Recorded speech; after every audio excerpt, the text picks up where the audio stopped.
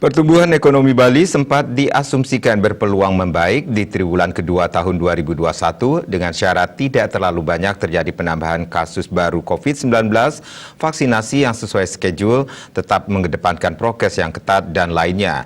Namun sayangnya, prediksi tersebut sepertinya akan terpatahkan karena proyeksi sementara pertumbuhan ekonomi triwulan kedua rentan kembali terkoreksi.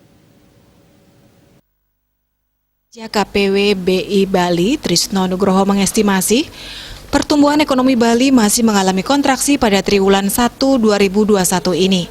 Kendati demikian, pertumbuhan ekonomi kuartal pertama tersebut lebih baik dibanding posisi kuartal keempat 2020. Ia menegaskan proyeksi pertumbuhan ekonomi Bali triwulan 1 di kisaran minus 3,25% hingga minus 4,25%. Itu terjadi karena pembandingnya adalah PDRB triwulan 1 2020, yaitu 38 triliun rupiah dan triwulan 1 2021 diperkirakan sekitar 27,11 triliun rupiah berdasar harga konstan. Ekonomi diprediksi tumbuh positif mulai triwulan 2, 3, atau 4 2021. Keyakinan itu tumbuh karena dalam Bali Investment Forum mencuat bila Bali masih membuka investor dari luar daerah maupun luar negeri. Itu tentunya dengan izin dari pemerintah Bali sehingga bisa join dengan pengusaha lokal. Bali nantinya akan menjadi hub market ketika sudah dibuka.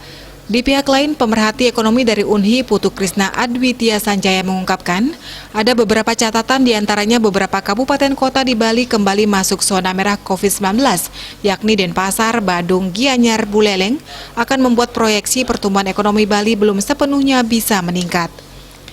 Hal itu juga bisa dilihat dari data yang dirilis Bank Indonesia terkait turunnya peredaran uang di Bali hingga mencapai 55% di triwulan 1 2021.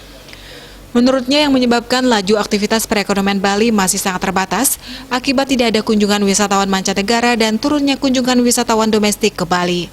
Bisnis Bali melaporkan.